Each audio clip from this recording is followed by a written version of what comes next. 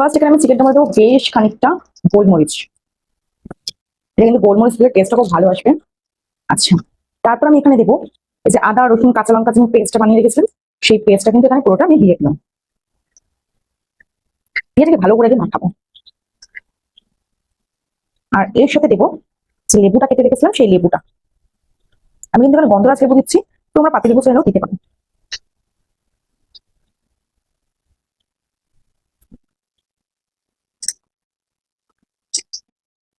আমি এখানে জাস্ট 4 টুকরো হয়েছে।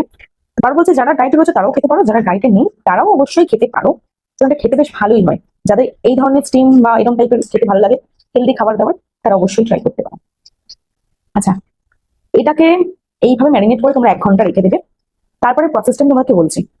দেখো, এটা 1 ঘন্টা ম্যারিনেশন করে ফ্রিজে রাখবে। রাখার পর তারপর এখানে যে এই যে রেখেছিলাম আমি সর্ষে পোস্ত কাজু বাদামের পেস্ট, এটা দিয়ে দেবো। দিয়ে আবার ভালো করে এটাকে মাখিয়ে নেবো।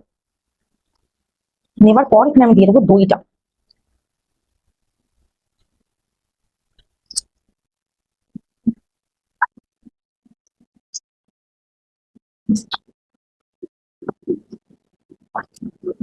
মাখিয়ে নিচ্ছি। এর মধ্যে দেবো আমি লেমন জেস্টটা। এই যে লেমন জেস্ট রেখেছিলাম সেটাকে দিয়ে ভালো করে মাখিয়ে ফ্রিজে আমি আরো 1 ঘন্টার জন্য এটাকে ম্যারিনেট করতে দিয়ে দেবো। আর সাথে কিন্তু নুন দিতে ভুলবে না। আমি এর মধ্যে নুনটা অ্যাড করেছিলাম, যেটা তোমাদের দেখাতে ভুলে গেছি। অবশ্যই নুনটাকে অ্যাড করে দিই।